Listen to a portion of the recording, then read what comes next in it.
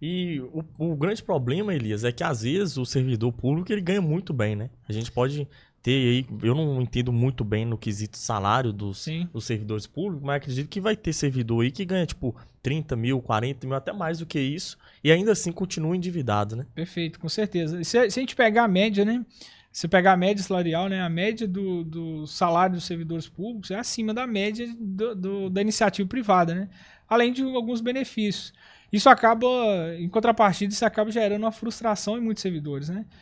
Ele tem um bom emprego, tem um bom cargo, muitas das vezes é visto pela família como alguém bem sucedido, e na verdade, no final das contas, né, o que sobra ali do salário é muito pouco. Por quê? Está todo comprometido, justamente pelo motivo de, primeiro faz um consignado, que esse consignado ele acaba comprometendo a renda diminui, ele tem um custo de vida que ele precisa pagar, o que ele faz? Aí ele vai em busca de mais crédito. Então ele vai ficando refém desse sistema. Então por isso que é importante sempre falar que não é a renda que determina uma vida financeira saudável, enfim, uma estabilidade financeira, mas sim a forma como você lida com esse dinheiro, a forma como você gerencia ele. E claro, no caso do servidor público, ele tem essa exceção ainda, né?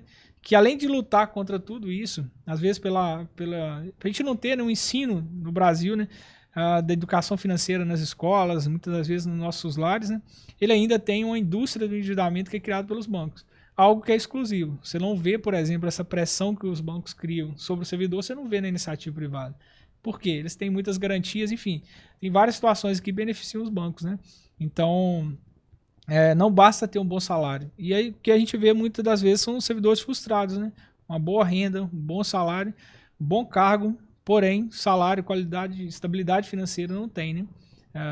Passam de certa dificuldade e muitos não têm nem salário praticamente. O salário está ficando todo no banco. Seja o desconto da folha de pagamento, seja o desconto da folha, né, em conta, né? Que compromete muito também. Enfim, então salário é importante, mas se não tiver essa gestão, dificilmente vai conseguir sair desse cerco financeiro, né? E você já teve uma estatística aí de qual servidor que tem mais problema? Sei lá, um PM, o PM. É servidor público, né? Sim, sim. Então, você tem alguma estatística para essa profissão aqui? É o que dá mais problema para mim, é o que eu mais tenho que resolver. Eu não tenho, é de modo geral. Não, é de modo geral. Se a gente pegar uma escala, é de modo geral. Infelizmente, sim, ataca praticamente toda essa escala. Justamente por causa como eu sempre falo, né, dessa indústria mesmo de endividamento. Os bancos, hoje tem bancos que criaram agências próprias só para atender servidores públicos. Então, por exemplo, você chega em algumas cidades, né, você tem lá você tem uma agência bancária que ela é exclusiva para servidores públicos. Ou seja, se não fosse tão lucrativo assim, não teria. Imagina, você locar um imóvel, colocar funcionários. Então, é de uma forma geral. Não tem tal órgão os funcionários endividam mais. Não, hoje, infelizmente, a gente tem praticamente todos os órgãos, enfim, todas as esferas, né, municipais, estaduais, federais, todos sofrem pelo mesmo. O servidor, né, ele é assediado da mesma forma. Claro que aquele órgão ali, por exemplo, que tem uma renda, né, normalmente os servidores têm uma renda, um salário maior, a renda média maior, com certeza a pressão que eles sofrem, o assédio é muito maior, né? Sim. A tendência é que sim. Então, não diria que tem um órgão específico, mas claro que quem tem uma renda maior vai sofrer uma pressão muito maior. E esse é um detalhe importante, né, que está a grande contradição, né? Quando você tem uma renda maior, se você não tomar cuidado, aí que o endividamento vem, né? Porque o banco vai te oferecer mais crédito. Porque o crédito que te libera está vinculado à renda que você tem. Então, se você tem uma renda maior, mais crédito você vai ter. Se você não sabe lidar, enfim, com esse assédio que os bancos criam e também aprender a se organizar e planejar financeiramente, maior vai ser a sua dívida. Então, ela vou dizer que é diretamente proporcional, né? Maior salário, tendência é que você vai ter mais pressão, vai ter mais crédito e o seu endividamento pode ser maior também, né? Perfeito. E na questão, eu falo assim, vamos supor, o cara, ele tá totalmente endividado hoje, né? Um servidor público. É claro que você não consegue fazer uma média sem olhar, né, pra história dele, o que aconteceu e tal. Mas você diria que quanto tempo ele volta a dar aquela respirada novamente? Com o conhecimento certo, com as orientações certas, tem 2 passos que já são fundamentais para ele já começar, né, se livrar desse cerco financeiro. O primeiro deles é proteger o salário. Se ele não protege o salário dele, se ele deixa ele na mão dos bancos, o banco fazer o que quer com ele não consegue sair. Se você não tem renda, você não tem autonomia, que fazer, né? E o segundo é proteger a conta. Se você não protege a sua conta bancária e deixa o banco fazer o que quer, o que cai na conta o banco pega, você também não tem renda. Então, se você não tem proteção salarial e proteção da conta, dificilmente você vai conseguir sair desse cerco financeiro. E todas essas proteções não é você que tem que... eu vou chegar no banco e... Não, você tem resolução do Banco Central que te garante isso. Por exemplo, o servidor pode usar da resolução 5.058, né, para proteger o salário. E ele pode usar da resolução 4.790 para proteger a conta. Isso já dá uma tranquilidade para ele. Por quê? Não adianta você tentar sair do endividamento, sair desse caos financeiro se você não tem renda para cobrir o seu custo de vida. Infelizmente, hoje a grande maioria, né, dos servidores estão presos no banco, o salário cai e o banco desconta tudo. Aí, como não tem dinheiro para pagar, por exemplo, o custo de vida, aí ele recorre ao limite de cheque especial, limite do cartão, ou seja, ele se endivida mais. Então, o primeiro passo é proteção da conta, proteção do salário, para que assim ele consiga recuperar o salário, recuperar a renda e pagar o custo de vida para não se endividar mais. Senão, todo mês ele está gerando outra dívida. Se ele está gerando outra dívida, ele está caminhando no sentido contrário, né? Então, essas são as duas primeiras coisas que eu recomendo. E o grande erro que a galera tem no quesito de comprar, o que é? É um carro do ano? É uma casa? Não, até que assim, eu acho que o maior... E aí a gente está olhando para coisas grandes, né? Aí a gente está olhando aqui para bens materiais de valor agregado, valor alto, né? Esses aí, eu acho que assim, eles ainda chamam atenção e falam assim, ó, isso aqui é alto, depende do limite alto. Mas eu acho que o grande detalhe aqui, ele está naqueles pequenos gastos do dia a dia. É o principal gargalo, né? Não é um carro, muitas das vezes, né? Porque por trás ali daquele carro de 100 mil tem vários gastos ali, várias coisas que foram levando, né, aquele endividamento grave. Eu diria que o principal ali são aqueles pequenos. Tem uma frase que eu gosto muito que ela fala o seguinte, pequeno vazamento pode afundar um grande navio, né? Ou seja, e acaba você olha para o grande e esquece de olhar para o pequeno. Então, aqueles pequenos gastos, é uma compra por impulso ali, de coisas que você não precisa. Enfim, é algo que você está gastando ali no momento que não deveria gastar. Tem algo que eu costumo falar muito, costumo brincar muito, que se você olhar, por exemplo, para a gente fala dispensa, né, uma reserva de uma família, muitas vezes você vai ver muito dinheiro parado. A pessoa, por exemplo, tem muitas pessoas que vão ao supermercado sem uma lista. Aí a pessoa chega lá, poderia fazer uma compra de R$600 e faz um de 800. É 200 a cada mês que ela está comprando a mais e muitas vezes algo ficando estocado. E que pode até estragar. Pode até estragar. Então, eu sempre convido as pessoas a olhar primeiro para o pequeno.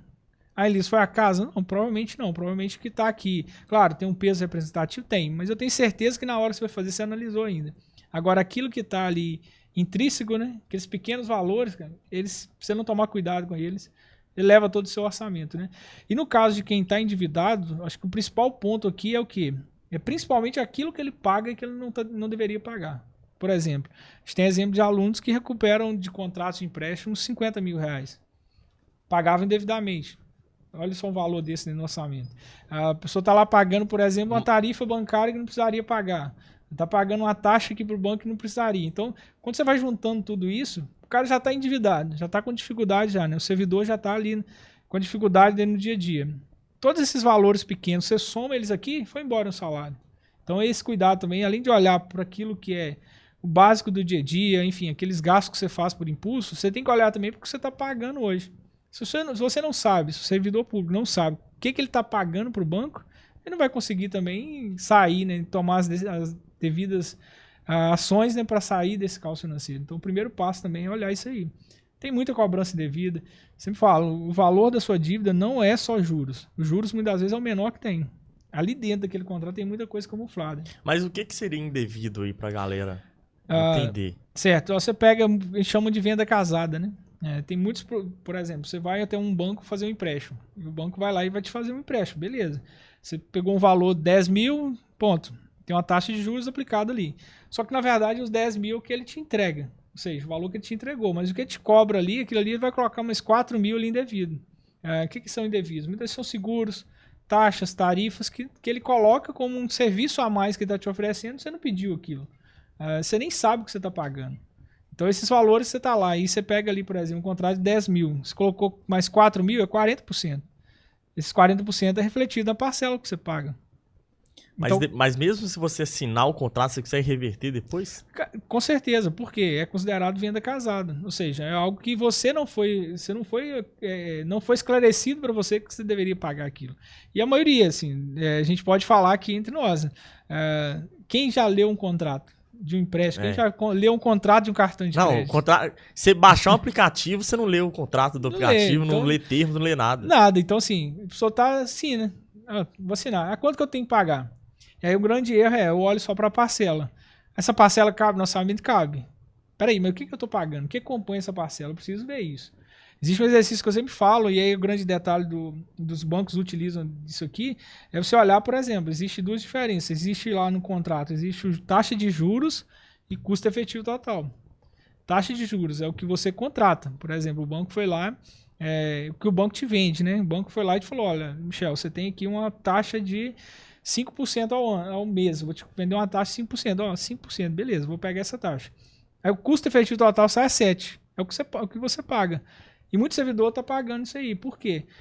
A taxa de juros que o banco te atrai, custo efetivo total é o que você paga, que é o quê? Ele pega ali o valor que ele te entregou e soma tudo isso que está indevido aqui e aí chega nessa taxa de 7%.